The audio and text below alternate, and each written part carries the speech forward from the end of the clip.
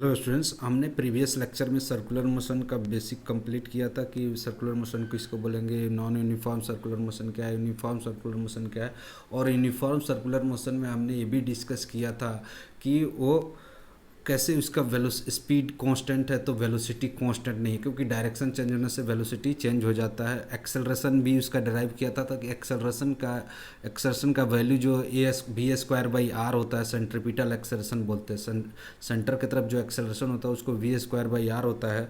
हमने previous lecture में भी बताया था कि सेंटर की तरफ जो एक्सेलरेशन होता है वो v² होता है और सेंट्रीपिटल एक्सेलरेशन बोलते हैं। और उसको हमने डिराइव भी किया था कि वो सेंट्रीपिटल एक्सेलरेशन का वैल्यू सेंटर की तरफ v² कैसे होता है, ये भी मैंने बताया था प्रीवियस लेक्चर में।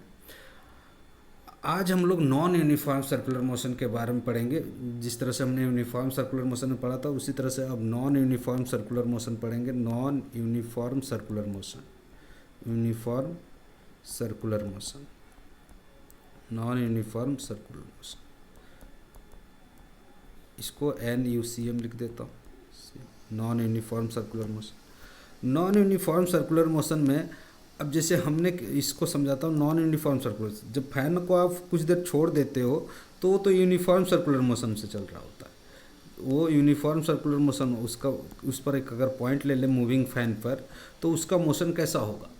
यूनिफॉर्म सर्कुलर मूविंग जब कांस्टेंट स्पीड से मूव कर रहा होता है फैन, आप कुछ ऑन करने के 1-2 मिनट के बाद जब आप वो फैन जो होता है कांस्टेंट स्पीड से मूव कर रहा है, तो उस पर अगर एक पॉइंट बना दो तो उसका मोशन जो है सर्कुलर मोशन होगा और यूनिफॉर्म सर्कुलर मोशन होगा। लेकिन जब आप फैन को स्विच ऑफ करते हो या स्विच ऑन करते हो, स्विच ऑन करते हो तो क्या होता है, जब उसका स्पीड जो होता है बढ़ते जाता है, उस पॉइंट का स्पीड बढ़ते जा रहा है। अगर मान लो इनिशियली अगर 20 मीटर पर सेकेंड से मूव कर रहा था, यहाँ मान लो जीरो था, इनिशियल वेलोसिटी जीरो था, यहाँ पर मान लो 10 मीटर पर सेकेंड हो जाएगा कुछ देर के बाद उस पॉइंट का स्पीड। कुछ देर के बाद उसका स्पीड 20 मीटर पर सेकेंड हो जाएगा और कुछ देर के बाद उसका स्पीड 40 मीटर पर सेकेंड हो जाएगा, 40 मीटर पर सेकेंड हो जाएगा। तो इसका 30 कर दो, क्योंकि 30 मान लो 30 हो गया, 30 मीटर पर सेकेंड हो गया।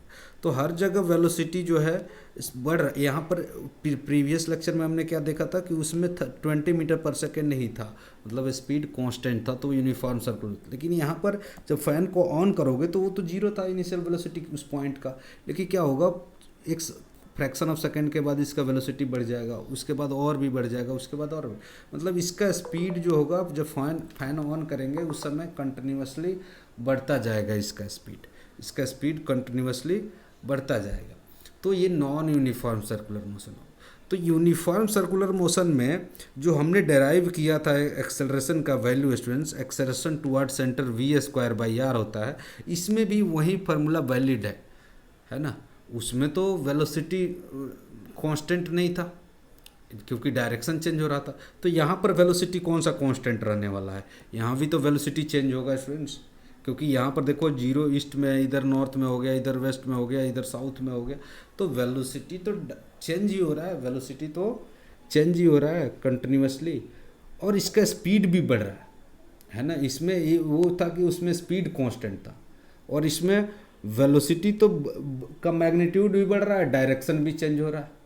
प्रीवियस लेक्चर जो पढ़ाया था उसमें यूनिफॉर्म सर्कुलर में बताया था कि 20 मीटर पर सेकेंड एग्जांपल लेके बताया था कि हर एक पॉइंट पर 20 मीटर पर सेकेंड है, तो पूरे सर्कुलर मोशन में 20 metre per second speed constant था, लेकिन वेलोसिटी तब भी कांस्टेंट नहीं था क्योंकि डायरेक्शन चेंज हो रहा। तो यहाँ तो और चांस नहीं है यूनिफॉर्म वेलोसिटी होने का, क्योंकि यहाँ पर मैग्नीट्यूड भी बढ़ रहा है और डायरेक्शन भी चेंज हो रहा है। तो ये एक्सेलरेटेड मोशन तो होगा ही होगा। अब इसमें दो एक्सेलरेशन होते हैं स्टूडेंट्स, इसके दो एक्सेलरेशन होंगे। इसमें एक एक्सेलरेशन होता है सेंटर के तरफ, एक एक्सेलरेशन होता है सेंटर के तरफ जिसको हम लोग सेंट्रीपिटल एक्सेलरेशन बोलेंगे। एक एक्सेलरेशन सेंट्रीपिटल एक्सेलरेशन बोलेंगे, और एक जो है इसके स्पीड को बढ़ाने के लिए रिस्पॉन्सिबल होता है, उसको टेंजेंशियल एक्सेलरेशन होता है। उसमें यूनिफॉर्म सर्कुलर मोशन में AT का वैल्यू जीरो होता था तभी इसका स्पीड नहीं बढ़ता था। उसमें यूनिफॉर्म सर्कुलर मोशन में टेंजेंशियल एक्सेलरेशन का वैल्यू जीरो था, है ना, इसका एक्सेलरेशन जीरो था। तो इसमें ये जो है रिस्पॉन्सिबल है स्पीड को बढ़ाने के लिए, और ये जो एक्सेलरेशन है वो रिस्पॉन्सिबल है हमारे वेलोसिटी के डायरेक्शन को चेंज करने के लिए। वेलोसिटी का डायरेक्शन चेंज करने के वजह से ये एक्सेलरेशन आता है सेंटर की तरफ, जिसको हम लोग सेंट्रीपिटल एक्सेलरेशन बोलते हैं। और जो स्पीड को बढ़ाता है उसको हम लोग टेंजेंशियल, इसको ऐसे लिख सकते हैं rate of change of speed. A t is equal to rate of change, magnitude of velocity, मतलब ये हो गया स्पीड डिवाइड बाई टाइम, है ना, rate of change of speed. ये स्पीड है, रेट ऑफ चेंज मतलब एक सेकंड में कितना अमाउंट से स्पीड बढ़ रहा है, वो हमारा टेंजेंशियल एक्सेलरेशन होगा। एक सेकंड में जितना अमाउंट से स्पीड बढ़ेगा उसको हम लोग बढ़ेगा या घटेगा उसको टेंजेंशियल एक्सेलरेशन बोलेंगे। और सेंटर के तरफ जो रिस्पॉन्सिबल है डायरेक्शन चेंज करने के लिए, उसका एक्सेलरेशन जो होगा इस इंस्टेंट पर जो स्पीड है, सपोज यहाँ पर स्पीड अगर 0 है तो इसका वैल्यू 0 होगा सेंट्रीपिटल एक्सेलरेशन का। और इसका एक्सेलरेशन यहाँ पर कितना हो जाएगा, 10 square v square by r होता है, तो यहाँ 10 का square divide by r radius है, आर इज रेडियस है यहाँ पर कितना हो जाएगा, वी स्क्वायर बाई आर हो जाएगा, आर रेडियस है, आर क्या है, रेडियस है, तो यहाँ पर 20 का स्क्वायर डिवाइड बाई आर हो जाएगा। तो यहाँ पर सेंट्रीपिटल एक्सेलरेशन भी बढ़ रहा है, सेंट्रीपिटल एक्सेलरेशन भी बढ़ रहा है, क्योंकि ज़्यादा वेलोसिटी हो जाएगा तो डायरेक्शन चेंज करने के लिए ज़्यादा फोर्स चाहिए सेंटर की तरफ, तो एक्सेलरेशन भी सेंटर की तरफ ज़्यादा होगा स्टूडेंट्स। तो यहाँ पर और ज़्यादा सेंट्रीपिटल एक्सेलरेशन।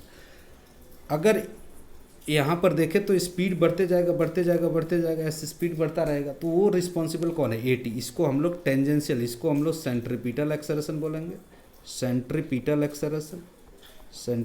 एक्सेलरेशन। और इसको हम लोग बोलेंगे टेंजेंशियल एक्सेलरेशन, इसको टेंजेंशियल एक्सेलरेशन, इसको हम लोग टेंजेंशियल एक्सेलरेशन बोलेंगे, ठीक है। तो ये हो गया हमारा, ये यहाँ पर 30 का स्क्वायर बाई आर हो जाएगा, इस टाइप आर रेडियस है, आर क्या है, रेडियस है, ओके।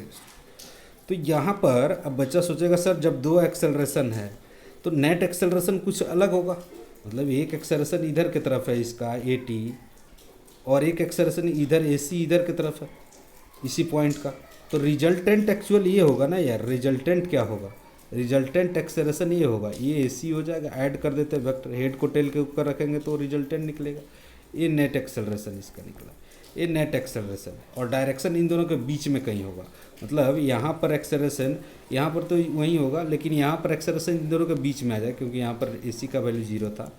यहाँ पर एक्सेलरेशन किधर आएगा, इन दोनों के बीच में आएगा, क्योंकि वेक्टोरियली ऐड करेंगे तो इन दोनों के बीच में आएगा एक्सेलरेशन, है ना।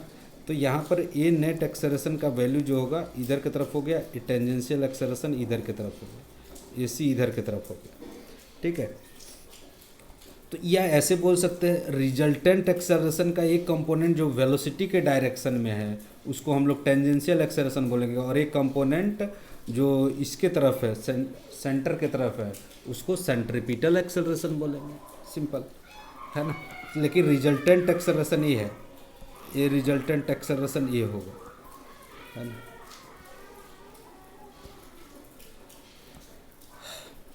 तो यहाँ पर अब मैं एक पर बेस्ट एक क्वेश्चन करा देता हूँ आप लोगों को। जैसे कि फॉर एग्जांपल मान लो कि कोई ऑब्जेक्ट है जिसका जो मूव कर रहा है एक सर्कुलर पाथ पर मूव कर रहा है, ऐसे सर्कुलर पाथ पर मूव कर रहा है, और इसका रेडियस 100 मीटर है, सपोज इसका रेडियस, वेट मिनट एक ब्लैक भी लेना पड़ेगा, इसका रेडियस मान लो 100 मीटर है, 100 मीटर रेडियस है, और इसका स्पीड दिया है हमें 20 मीटर पर सेकेंड, इसका स्पीड है 20 मीटर पर सेकेंड, है ना। और टेंजेंशियल एक्सेलरेशन जो ए टी का वैल्यू है, ए टी का वैल्यू टेंजेंशियल एक्सेलरेशन दिया गया है 3 मीटर पर सेकेंड, इसको ए टी का value, a t over a t is equal to 3 metre per second, इसको ये टेंजेंशियल एक्सेलरेशन आपको गिवन है। तो आपसे पूछा जाएगा कि नेट एक्सेलरेशन कितना है, नेट एक्सेलरेशन का वैल्यू बताओ। तो यहाँ पर आप देखो, यहाँ पर आप देखोगे तो यहाँ पर वेलोसिटी का एक एक्सेलरेशन इधर की तरफ है ए टी, और एक ए सी आएगा सेंटर की तरफ, इसका एक्सेलरेशन ए सी आएगा। तो ए टी अगर मैं यहाँ पर ड्रॉ करूँ, ए टी इस डायरेक्शन में आएगा, वो 3 मीटर पर सेकेंड स्क्वायर आएगा, और इस डायरेक्शन में जो एक्सेलरेशन आएगा वो आएगा v square by r, that is a c, v square toward centre, v square by r यानी 20 का स्क्वायर डिवाइड बाई 100, 20 का स्क्वायर डिवाइड बाई 100 यानी 4 मीटर पर सेकेंड स्क्वायर। तो एक एक्सेलरेशन इधर की तरफ 3 मीटर पर सेकेंड है इसके, और ये मान लो नॉर्थ है। तो एक्सेलरेशन जो नेट एक्सेलरेशन का डायरेक्शन होगा वो वेक्टर एडिशन करेंगे, ये 3 और ये कितना हो गया 4, तो वेक्टोरियली ऐड करेंगे तो ये रिजल्टेंट होगा ये नेट इधर की तरफ होगा, है ना, इधर की तरफ एक्सेलरेशन होगा।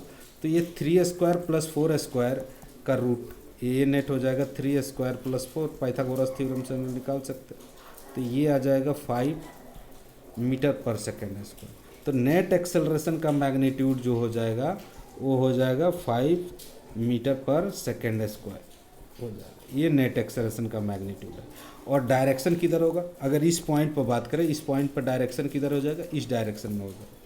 इसी पॉइंट पर हमसे एक्सेलरेशन पूछा है, क्योंकि कुछ जब टेंजेंशियल एक्सेलरेशन है तो हर इंस्टेंट पर नेट एक्सेलरेशन का वैल्यू चेंज हो जाएगा, हर इंस्टेंट पर नेट एक्सेलरेशन का वैल्यू चेंज है। ऐसा नहीं है कि पूरे जर्नी के लिए नेट एक्सेलरेशन कांस्टेंट रहेगा इसमें, नहीं। यहाँ पर क्या हो रहा है कि वैल्यू स्पीड अगर टेंजेंशियल एक्सेलरेशन अगर है, टेंजेंशियल एक्सेलरेशन है तो यहाँ पर जो है वेलोसिटी सेंट्रीपिटल एक्सेलरेशन बढ़ता जाएगा, क्योंकि वेलोसिटी बढ़ेगा तो सेंट्रीपिटल एक्सेलरेशन बढ़ेगा, स्पीड बढ़ेगा तो सेंट्रीपिटल एक्सेलरेशन बढ़ेगा, और सेंट्रीपिटल एक्सेलरेशन बढ़ेगा तो नेट एक्सेलरेशन का वैल्यू चेंज होगा ही।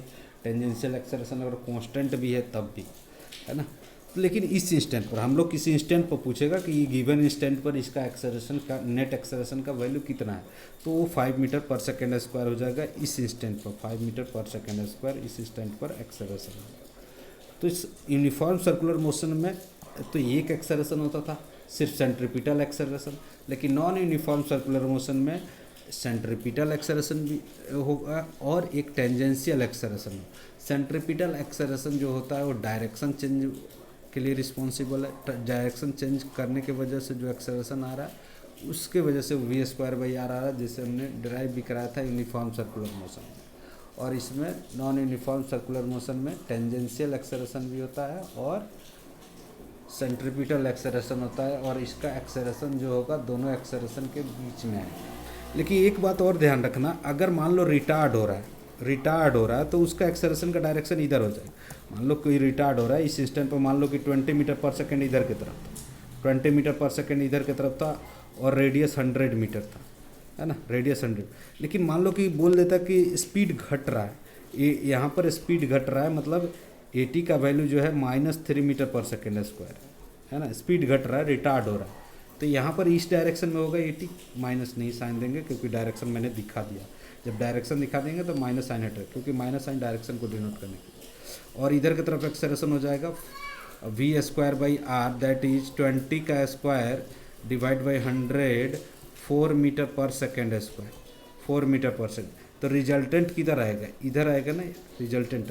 तो उस केस में होगा जब स्पीड घट रहा है, जैसे फैन को जब स्विच ऑफ कर रहे हैं तो उस केस में क्या हो रहा है, उस पॉइंट जो फैन ब्लेड पर अगर लेंगे उस पॉइंट का स्पीड घटेगा, तो उस समय टेंजेंशियल एक्सेलरेशन निगेटिव आएगा, टेंजेंशियल एक्सेलरेशन निगेटिव है। और यहाँ पर सेंट्रीपिटल एक्सेलरेशन उस इंस्टेंट पर 20 का स्क्वायर डिवाइड बाई r, तो रिजल्टेंट एक्सेलरेशन इस डायरेक्शन में आएगा, ठीक है। और अबव केस में जब जैसे फैन को ऑन करते हैं और किसी इंस्टेंट का हमें बोला है कि इस टाइम पर 20 मीटर पर सेकेंड स्पीड है और टेंजेंशियल एक्सेलरेशन इतना है, तो एक्सेलरेशन का डायरेक्शन क्या है। तो आज के लेक्चर में हम लोग ने कंप्लीट कर लिया non uniform circular motion. Next class में इस पर जो है सर्कुलर मोशन को हम लोग एंगल के फॉर्म में पढ़ेंगे। यहाँ पर हम लोग लीनियर फॉर्म में पढ़ रहे थे सर्कुलर मोशन को, हम लोग वहाँ angular displacement, angular velocity, angular acceleration और फिर एंगुलर क्वांटिटी और लीनियर क्वांटिटी में रिलेशन कैसे निकाल सकते हैं, जैसे टेंजेंशियल एक्सेलरेशन और एंगुलर एक्सेलरेशन में कैसे रिलेशन निकालेंगे, एंगुलर वेलोसिटी और एंगुलर एक्सेलरेशन लीनियर वेलोसिटी में कैसे रिलेशन निकालेंगे। अभी तक हमने जितना पढ़ा वो लीनियर फॉर्म में पढ़ रखा है सर्कुलर मोशन को। इसके बाद से हम लोग सर्कुलर मोशन को एंगल में फॉर्म में पढ़ेंगे, क्योंकि एंगुलर फॉर्म में पढ़ने से सर्कुलर मोशन बहुत हद तक आसान हो जाता है, इसलिए हम लोग एंगल के फॉर्म में पढ़ना भी ज़रूरी है। नेक्स्ट क्लास में हम लोग उसको सर्कुलर मोशन को जो है एंगल के फॉर्म में भी पढ़ेंगे। ठीक है, आज के लिए इतना।